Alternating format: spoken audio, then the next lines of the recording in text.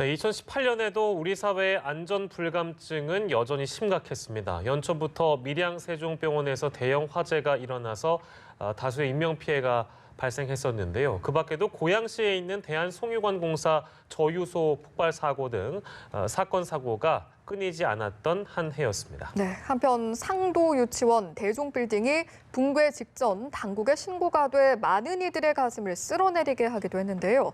백석역 인근에서는 노후운수관이 파열되며 사망자가 발생하는 사건도 있었습니다. 올 한 해 있었던 우리 사회 안전사고에 대해서 조원철 연세대 사회환경시스템공학부 명예교수, 안형준 건국대 건축공학 교수와 함께 짚어보는 시간 가져보도록 하겠습니다. 어서 오세요. 안녕하십니까. 네, 저희도 화면을 통해서 또 앞에서 언급을 하면서 몇 가지 사건에 대해서 개략적으로는 이제 소개를 해드렸습니다만 조원철 교수께서는 또 어떻게 보시는지 궁금한데요. 대형 화재가 워낙에 많이 발생해서 전체적으로 보시기에 어떤 사건들이 기억나시고 그 사건에 대한 좀 개요랄까요? 그걸 좀 짚어보도록 하겠습니다. 우리 대형 화재, 그런데 이 시설물의 이제 문제거든요. 예. 시설물 관리에 책임이 있는 사람들, 건물주라든지 또는 관리자들이라든지 또는 그 전체를 관리하는, 행정적으로 관리하는 이제 전체 정부 공직자들, 예. 책임의식이 전혀 없어요. 왜냐하면 자기 사람도 건강하게 살기 위해서는 건강 관리를 잘 해야 되거든요. 예. 그래서 자꾸 이제 가장 유일한 핑계가 전부 노화됐다고 합니다. 우리 저 안 교수님 계십니다만 전 세계적으로 30년 만에 아파트 때려보시는 나라는 우리나라밖에 없을 겁니다.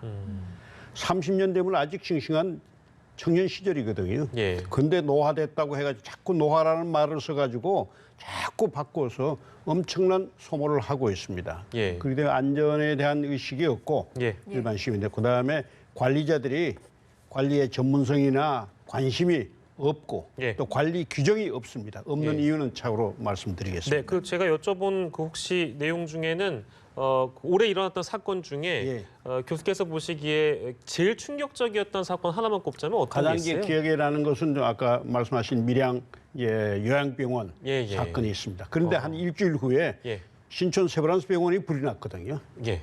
바로 한 일주일 사이에 불이 났는데 두 군 병원에서 큰 불이 났는데도 그 불에 대응하는 대응 자세는 전혀 달랐습니다.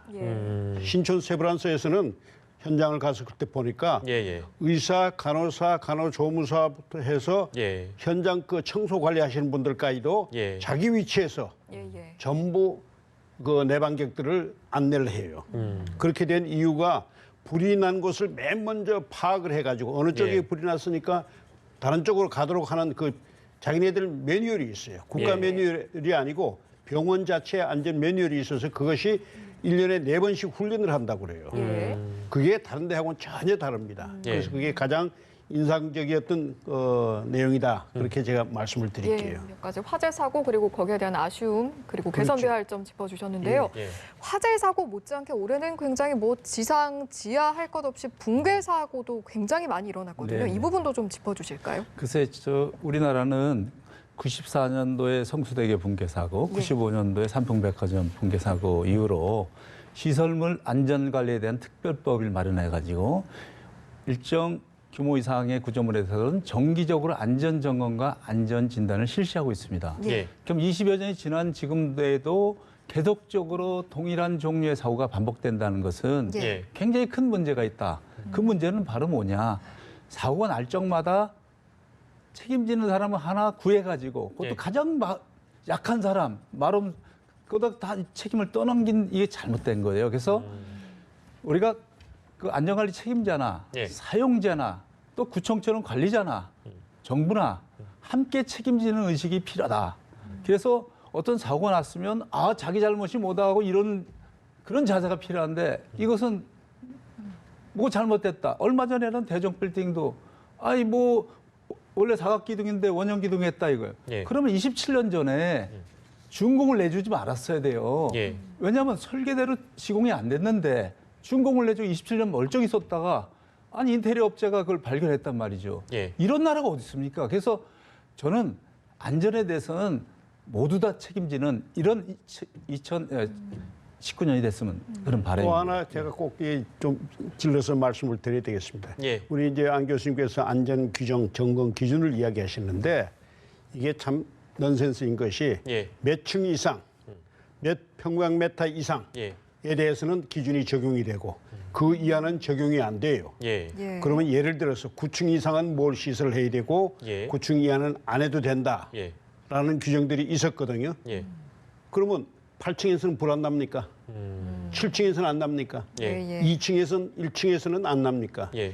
이런 그 완전히 행정 편의적인 그런 규정을 갖고 있어요, 우리가. 예. 예. 행정 편리보다도 그 말씀에 보태면 우리가 초고층이라 하면 50층 이상입니다. 예. 근데 우리나라의 도시에 48층, 49층 오피스텔 아파트가 많아요. 예. 그건 왜 그렇습니까? 50층 이상이면 피난층을 말고 피난에 대한 여러 시설이 추가되기 때문에 예. 그 업자들이 그걸 싹 피해서 48층, 49층에 그러니까. 불을 나면 49층이나 50층이나 똑같은 겁니다. 그렇기 예. 때문에 조 교수님 말씀하신 대로 안전은 면적으로 뭐 이렇게 할 것이 아니라 예, 예. 정말 안전은 모두가 우리가 걱정하는 그런 예. 그런 사회가 됐으면 좋겠습니다. 예. 네, 전체적으로 이제 총론에 입각해서 두 분 다 답답하신 분들이 워낙에 많으니까 예. 전체적으로 점검해야 될 부분들, 아쉬운 부분들을 짚어주셨는데요. 좀 좁혀서 여쭤보자면 조원철 교수께 여쭤보자면 예. 아까 이제 화재 사고 말씀하실 때 각 병원마다 대처하는 방법이 달랐던 예, 거 예. 좀 비교를 해주셨는데 밀양 세종병원 얘기를 해보면 그때 이제 문제가 됐던 점이 스프링클러만 제대로 작동을 했더라면 이 정도의 피해 규모는 아니었을 거다 이런 지적하면서 정부에서 전수 점검한다는 얘기를 했었어요. 근데 정부에서 하는 전수조사란 말이 이게 행정편의로 굉장히 그 구멍이 많은, 예. 허점이 많은 이제 용어인데요. 예, 그러니까 가능한 한 쓰지 말아야 되는 거고 예. 밀양병원의 구조를 보면요. 이 피난 그 통로가 예. 대부분이 바깥으로 나가는 건 계단으로 되어 있어요. 계단으로 되어 있다는 것은 환자를 얹어놓은 그 침상이 예. 계단으로 나갈 수가 없습니다. 경사로가 돼야 돼요. 예, 그것도 예. 완만한 경사로가 돼야 외부로 이제 옮길 수가 있거든요. 예. 병원 구조 자체가 근본적으로 잘못되어 있었고 예. 그때 거기 화재 원인이 이제 물 끓이는 예, 그 네, 네, 물 끓이는 전기 시설 예, 예. 때문에 그렇지 않습니까? 예, 예. 근데 우리나라 전기 시설의 문제가 뭐냐면 벽에서 콘센트가 있습니다. 그거에다가 연결 장치 우리가 익스텐션이라고 그러죠. 그걸 하나 달아놓고는 예. 그 다음에 끝에 오면은 여러 개를 달아버립니다. 여러 개를 다니까 익스텐션 끝에 거기서 불이 나든지 예. 아니면은 벽 부근에서 불이 나기 시작하는 겁니다. 예. 이게 우리가 각 그 시설주들이 그 전기 용량이 얼마인지를 각 그 콘센트 벽에다가요 예. 용량을 표시를 해야 돼요. 그걸 지키도록 해야 됩니다. 보태자면 예. 밀양세종병원은 불법 구조 변경을 한 그 그렇죠. 부분에서 전기 시설이 엉망으로 돼 있어요. 예. 그렇기 때문에 불법 구조 변경에 대한 것은 철저하게 막아야 된다고 봅니다. 예. 그러니까 이제 그 세종병원뿐만 아니라 그렇습니다. 종로구시원 화재도 그렇고 전기적인 요인 때문에 화재가 발생했는데 네네.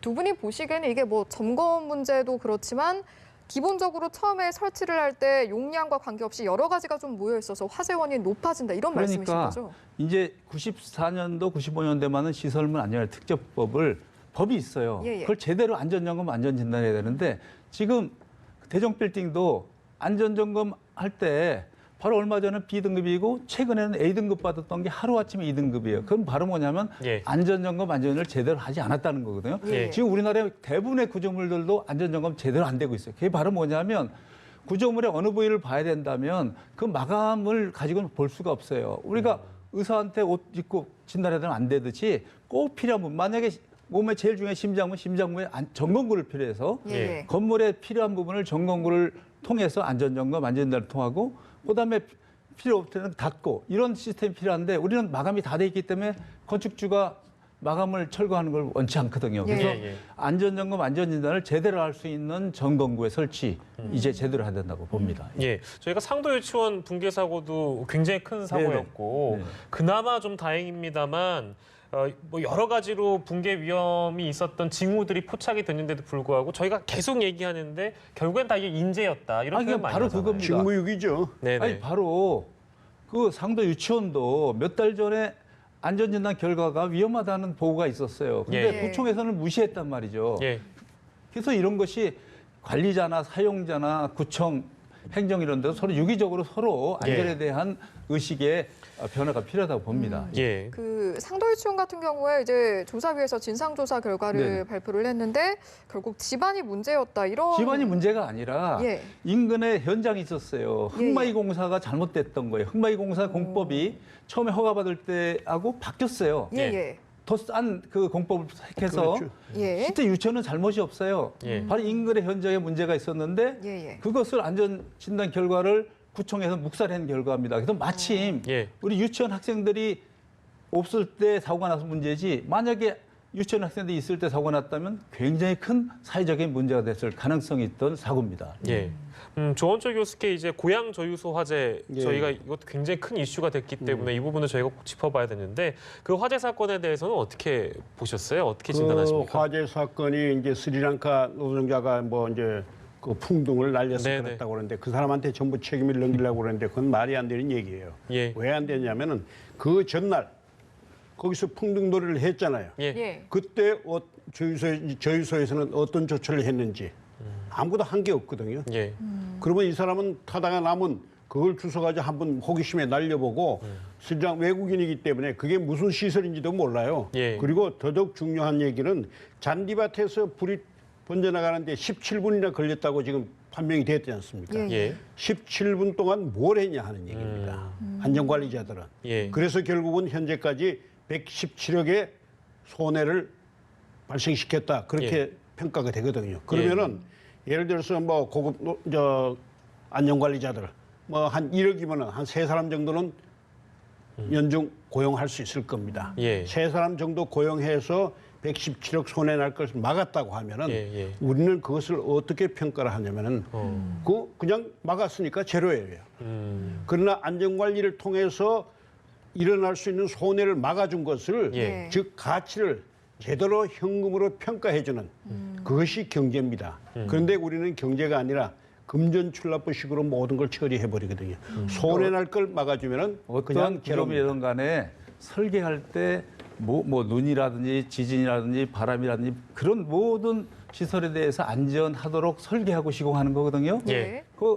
거기도 마찬가지로 어떠한 상황에서도 그 시설물이 화재가 나다든지 다른 걸 막을 수 있는 게 되는데 그 풍놀이 했다고 사고나 이거 큰일 납니다. 그래서 안전관리 책임자를 떠나서 제대로 대한 안전에 대한 시설들 어떤 상황에서도 그 시설물이 어떤 문제가 없도록 하는 그런 자세가 필요한 것이지 그거는 예. 안전관리 책임자라든지 거기 건물의 책임자가 예. 스스로 하는 그것이 있다면 예.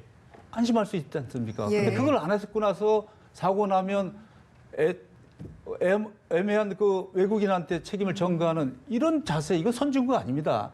누구나 책임질 수 있는 대한민국이 돼야지 사고가 나면 남한테, 힘없는 남한테 책임을 다 전가하는 이런 자세부터 2018년은 이제 버리고 2019년을 맞이해야 된다고 생각합니다. 예. 어떤 안전관리 책임이나 그렇습니다. 시스템이 중요하다. 뭐 실제 풍등 자체가 문제라기보다는 그러면. 그러니까 그런 시스템의 미비가 문제라는 그렇죠. 말씀이신 거죠. 그런데- 그렇죠. 풍비실을 그 놀이하는데 어떤 시설물이 있는지 압니까? 그건 근데 이제 잘못된 거죠. 안전관리 시스템에서요. 예. 안전 이제 관리를 하려면 어떤 관리 기법이라든지 기준이 있어야 되지 않습니까? 예. 근데 우리 관리자들은 그 기준을 가능하면 안 만들려고 들어요. 왜? 공직자들이 그런 기준을 만들어 놓으면 반드시 그걸 관리해가지고 자기가 시행을 해야 되거든요. 예. 그러면 책임이 따릅니다. 책임이 따르면 바로 감사를 받아요. 예. 감사에는 너 잘못했지 하고 책임밖에 없습니다. 예. 잘해가지고 안전사고가 안 나면은 예. 그것에 대한 가치를 평가해줘가지고 인센티브를 주는 제도는 우리나라에 없습니다. 전부 책임밖에 없어요. 그래서 예. 안전관리 부분은 제도를 가능하면 안 만들려고 그러고 예. 굳이 만들어야 된다면 국회로 가요.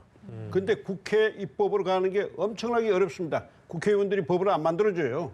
그러면 굳이 국회에 안 가더라도 예.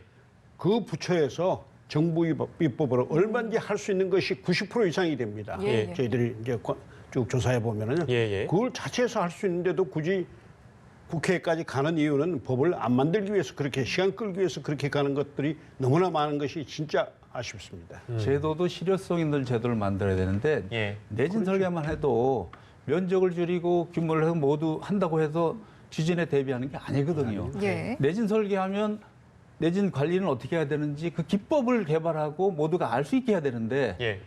맨 처음에 1980년, 88년도에 내진 설계 의무화하고 나서 그때는 10만 제곱미터 이상이었거든요. 예. 그래서 점점 줄여고 지금 2층 이상 500제곱미터면 다 해야 되는데 지금 대부분의 구조물을 어떻게 내진 관리해야 되는지 몰라요. 이건 법으로 될 것이 아니라 예. 안전에 대한 실효성 있는 정책이 필요하다. 이게 제 얘기입니다. 예. 예, 알겠습니다. 저희가 뭐 고향조유소 화재 사건 얘기하다가 두 분의 말씀 또 들어보면 역시 뭐 인재라는 표현은 몇 번을 해도 부족하지 않을 것 같고요. 또 입법의 문제도 또 여러 가지 미비하는 측면이 또 있다. 아주 심각합니다. 네네네 이렇게 말씀해 주시니까 이 방송을 보시는 또 우리 저희 의원들이 있다면 좀 심각성을 깨달아 주셨으면 좋겠고요. 온수관 사고 얘기를 저희가 좀 해봐야 될 것 같습니다. 이게 최근 들어서 이제 불거진 사고라서 백성역 인근의 열수송관 파열 때문에 심지어 이제 사람이 숨지는 사고까지 발생해서 굉장한 심각성이 있다고 생각이 드는데 안용준 교수께서 어떻게 진단하고 사람이 계세요? 숨져도 그거에 관련된 사람이 돌아가셨으면 문제가 아닌데 예. 어이없이 거기 지나가던 차량에 있던 사람이 돌아가셨단 말이죠. 그렇습니다. 이게 큰 문제란 말이죠. 왜냐하면 사고가 예상치 않은데 엄한 사람이 피해를 보거든요. 예. 그 온수관도 뭐 20몇 년 됐는데 노화됐다 그러는데 노화됐다면 우리가 20년마다 한 번씩 다 땅을 까대짓고 관을 교체합니까? 그건 잘못됐다는 거죠.